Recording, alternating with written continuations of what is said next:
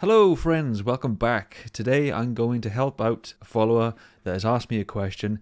They're in a bit of trouble. They've tried getting a test for ADHD. Turns out it's negative, so let's have a look at what they've got to say. Since I was very young, I struggled so much in school, but I just accepted the fact that maybe I was just dumber than everyone else. Even my parents didn't pressure me when I had bad grades, since they saw that I tried hard. But logically, I am very talented. I am very good at math and decided to study computer science. Well, fair play to you, I'm absolutely horrendous at math. It's my weakest subject. I didn't really start thinking about it until I started university. At first I thought I might have some kind of learning disability, as I always studied regularly and very hard, but still had trouble concentrating, missed assignments, felt very incompetent, etc. I also changed my lifestyle to try to improve, eat healthy, exercise, have a quiet place to focus, but without success. So you've tried the basics to lay a strong foundation, and that's what I tell everybody is if you don't have a strong foundation of healthy habits, you haven't got anything. So I decided to make an appointment with an expert. The doctor was not a specialist in ADHD, just neuropsychology in general. We didn't really talk about my experience and went straight to the tests. Really? You didn't talk about your experience? That's quite bizarre to me. I mean, I talked about my experience. I would have thought that that would be prerequisite to getting a diagnosis, surely, because your doctor has to know about your history in order to get a more accurate picture so they can diagnose you. It makes no sense whatsoever. After a while, I got the results back that I had no learning difficulties, no ADHD either. I took that very well and was quite happy about it, to be honest. So I decided to move on with a new attitude, as I was probably just imagining everything, and uni was only extra hard because it was a fresh start. Yeah, until reality hits.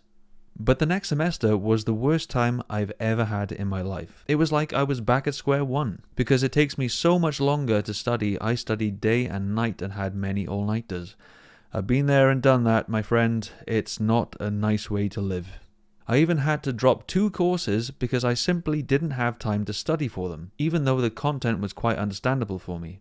The other students, on the other hand, managed well, as always, in terms of time and studying. Yeah, I think if you look around you and you see others not struggling and somehow you are, and everyone makes it look effortless, I think that offers quite a bit of evidence to show that maybe there's something not quite right that needs to be looked into. That's one of the first signs, I would say, for many young people. Now I'm just lost and I'm not sure what to do. Should I look for an expert in ADHD? My general doctor doesn't believe me when I tell her how much I struggle. Since I am such a hard-working student, she doesn't believe you?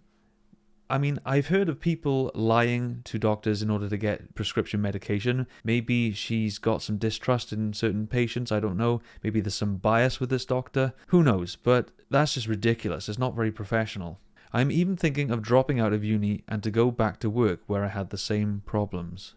I've been in that situation when I was in uni and it was quite tempting. I thought, what am I doing? I can't handle this, but I'm glad I persevered. I'm glad I got the help and just got through it. Even though I didn't get quite the results that I wanted, especially in my master's degree, I didn't even get the full master's. I failed that and I got an exit qualification and I tried the best that I could do. Even if you don't get the best result, I think getting through it and just doing the best that you can to your abilities can build character. So I think it's a real shame if people drop out. I mean, if you want to achieve something and you want to pursue the degree and you actually enjoy the subject, I would say it's not a good idea to drop out. I just persevere and do what you can, but that's just my opinion. I'm not here to tell you what to do with your life. I mean, at the end of the day, you know whether or not a course is right for you. If it's just difficult and you don't have quite the support you're looking for, maybe look into that as well. Maybe look into what your options are for mentors or extra tuition. It can make a hell of a difference. It helps a lot to have somebody there by your side on a regular basis to give you that consistent motivation, because finding it by yourself is very difficult to do a lot of times, especially if you're struggling.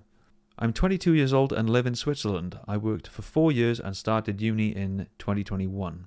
I don't know what the psychiatry is like in Switzerland. I would have thought they'd be pretty on the ball over there. I would think you already know the answer. I think yes, absolutely get a second opinion. I think it's possible that you may have gotten a bit unlucky and been tested by a doctor that doesn't have the sufficient knowledge about ADHD, doesn't have the experience in treating people with ADHD. But I would also say maybe there's something more to this. You don't know, maybe there could be another condition mimicking ADHD, because believe it or not, people often get similar traits with things like anxiety and depression. So don't rule that out completely, but it's something to consider. But at the end of the day, you know yourself more than anyone else. You know yourself better than your parents. You know yourself better than any doctor, because you are living through your own body. You're living through your own mind, and you've witnessed and experienced all your symptoms right throughout your life, right? If you're confident that you've got this condition, I would definitely use that as evidence and bring it up to the next person that you speak to, because you need to be talking about your history.